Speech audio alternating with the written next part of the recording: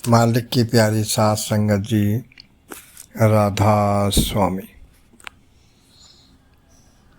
गुरु के प्यारों, कल मैंने एक मैसेज डाला, सिमरन कैसे करें भाग 2। उसमें जो मालिक की प्रेरणा मुझे मिली, उस प्रेरणा के अनुसार ये समझाने की कोशिश करी कि हमें अपने मन को ठहराने का, सही तरीके से सिमरन करने का तरीका क्या है। अब हम आज विचार करेंगे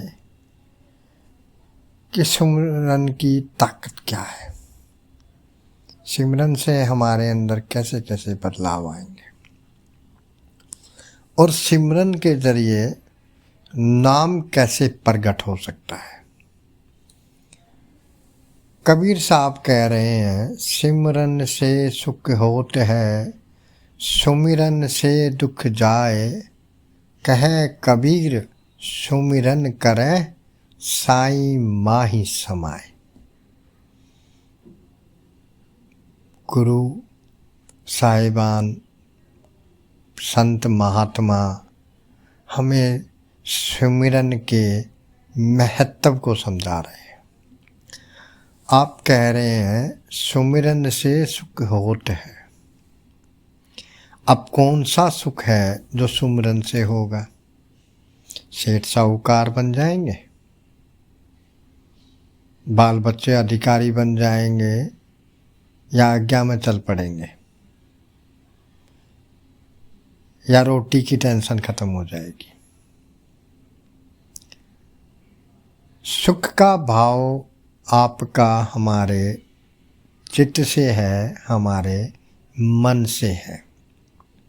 जो चित्त के अंदर हमारी प्लानिंगें हैं, जो डर है, जो भय है, कल क्या होगा, कैसे होगा, क्या करना चाहिए, ये वो न जाने कितने चित्त के अंदर हमने परेशानियां जो जोड़ रखी हैं, वो सारी परेशानियां धीरे धीरे धीरे धीरे खत्म हो जाएंगी। आप कह रहे हैं सुमिरन से सुख होत है, सुमिरन से दुख जाए। सुख कौन सा होगा? धीरे धीरे हम परमात्मा की तरफ जा रहे होंगे और इस मृत्यु लोक के दुखों से निजात पा रहे होंगे। कहे कबीर सुमिरन करे, साईं माहे समाए। जो सुमिरन करे वही साईं में जाके समाएगा, यानी उस परमात्मा के उस सच्चे पद को पा लेगा। अब आगे विचार करें कि परमात्मा का सच्चा पद साईं में समाना, इसका भाव क्या है। देखिए, मालिक हर जगह है, पत्ते पत्ते कण कण में व्याप्त है। हम मालिक से अलग नहीं है और मालिक हमसे अलग नहीं है। हम अपने आप से जितना दूर हैं, मालिक हमसे इतना भी दूर नहीं है। बस इस चीज़ को पहचानने की, समझने की ज़रूरत है। जब हम इस चीज़ को पहचानेंगे, समझेंगे, बड़ी आसानी से ये रिश्ता हम निभा जाएंगे।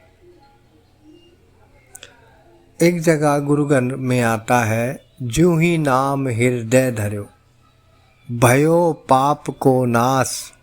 जैसे चिंगी आग की, पड़ह पुरानी घास। अब विचार करें कि ज्यों ही नाम हृदय धर्यो। अब संत हमें समझाते हैं हृदय कौन सा है। दोनों आँखों के बीच में जो तीसरा तिल है, या दिव्य चक्षु है, या आज्ञा चक्र है, वहाँ जब हम टिकना शुरू होंगे, जब वो खुलेगा और हमारी रूह अंतर में प्रवेश करेगी। वहीं जाकर ये बात वहाँ के लिए बोल रहे हैं कि जो ही नाम हृदय धरो, क्योंकि आँखों से नीचे तो नाम है ही नहीं।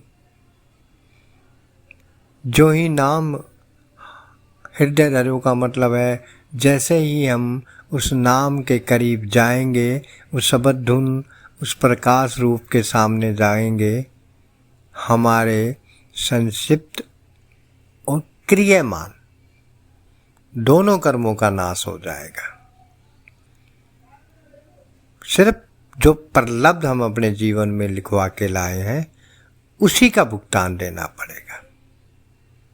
बाकी फिर कभी भी हम क्रियामान कर्म से ऐसा कोई कार्य नहीं कर पाएंगे जिसे हमें दोबारा लौट के आना पड़े।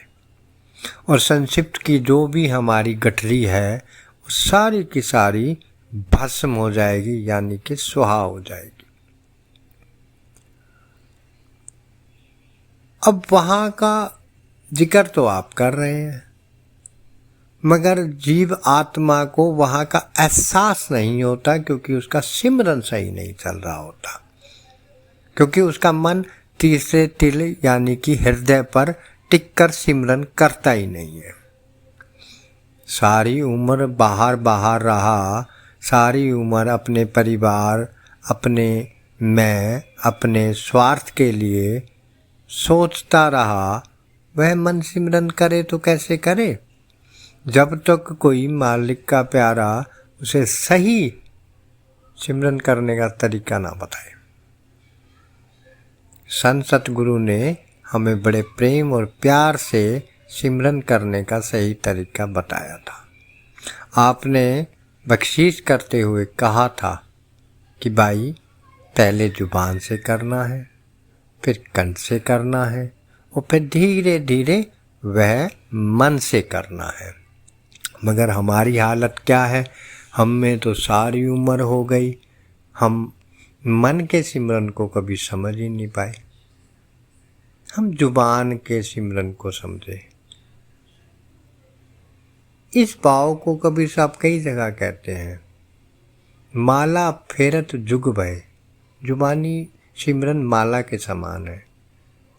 फिरे न मन को फेर, कि मन नहीं पलट रहा, वो बाहर ही बाहर घूम रहा है, अंदर की तरफ जाने को तैयार ही नहीं हो रहा। फिरे न मन का फेर, कर का मन का घेर के मन का फेर। भाई वो जो सिमरन है वो मन से किया जाए, वो हृदय चक्कर पे ठहर के वहाँ टिकाव लेके सिमरन करे। लेकिन इतना सहज नहीं है कि वो आज हम बैठेंगे और आज ही सिमरन करना शुरू कर देगा। उसे आदत डालनी पड़ेगी। थोड़ी सी लड़ाई तो मन के साथ हमें करनी पड़ेगी।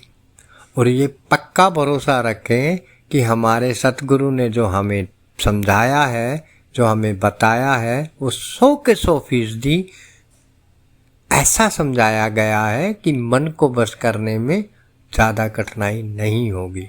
जितनी वो उचाटता करेगा सतगुरु, उतनी ज़्यादा हम पर कृपा करेंगे। वो भी जानते हैं हमारी ताकत को और कमज़ोरी को। इसलिए अपने गुरु का भरोसा करके, उनके बताए हुए साधन का भरोसा करके, पूरी जिम्मेदारी के साथ, पूरे प्रेम और प्यार के साथ, हम में विचार करने की बात है कि हम अपने परिवार से कितना प्यार करते हैं। थोड़ी देर के लिए आंखों से ओझल हो जाए कोई हमारा प्यारा, हम किस तरह तड़प जाते हैं। मगर हम कौन सा वादा करते हैं, कौन सा दावा करते हैं गुरु से प्यार का, कि वर्षों हो गए अंतर में कभी दीदार ही नहीं हो रहे और हमारी तड़प ही नहीं जागी। इसलिए हमें इस चीज़ को समझना है कि हमारे कहीं ना कहीं प्रेम में कमी है। हम स्वार्थी हैं, केवल और केवल दुनिया के स्वार्थों की तरफ हमारा ध्यान है। अपने गुरु के बताए हुए मार्ग की तरफ हमारा ध्यान बिल्कुल नहीं है। हम बहाने करके कोई ना कोई तरीका लगाकर बीमारी का बहाना, घर में शादी ब्याह का पार्टी का बहाना, घर में किसी और प्रॉब्लम का बहाना, किसी न किसी बहाने के ज़रिए हम नागा कर लेते हैं। नागा का भाव ये भी नहीं है कि हम 15 मिनट बैठ गए तो हमारी नागा नहीं हुई। भाई ये कोई ड्यूटी नहीं है, ये जिम्मेदारी है। हमें आप अपने घर का राज देने की चाहत रख के यहाँ आए हैं। आप हमें अपने असल से मिलाने के सही मार्ग पे डालने के लिए आए। आप हमसे कोई नौकरी कराने के लिए, गुलामी कराने के लिए, मत्था टिकवाने के लिए नहीं उन्होंने हमें अपनाया। आपने हमें असल रूप समझाने के लिए असल साधन दिया। स्वामी जी महाराज एक जगह कह रहे हैं, यहाँ से छूट तू जल्दी बाज, तेरा सूना पड़ा है तख्त और ताज। कि भाई जहाँ से तू आया है, जो तेरा असल है, जो तेरा असल रूप है, असल घर है, असल स्वामी है, अगर उसकी पहचान करना चाहता है तो इस युक्ति को जिम्मेदारी के साथ निभा।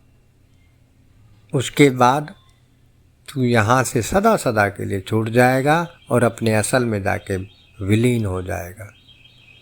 मगर प्रॉब्लम सारी सिमरन की है। हम ध्यान भी लगाना चाहते हैं, किसका लगाएं? गुरु का। गुरु का ध्यान हमें आता क्यों नहीं? क्योंकि बर्तन मैला है। क्योंकि जब तक पाप नहीं कटेंगे, बर्तन साफ नहीं होगा। कबीर साहब शुरू में ही कह रहे हैं, जो ही नाम हृदय धर्यो भयो पाप को नाश। जैसे ही आत्मा तीसरे तिल पर जाकर इकट्ठी होगी, हमारा बर्तन पूरी तरह क्लीन होगा, तभी जाकर इकट्ठी होगी। और वो क्लीन कब होगा? जब ये मन हृदय चक्कर पे बैठ के सुमिरन करेगा। और सुमिरन किसका करेगा? जिन्होंने हमें तारना है, यानी गुरु का।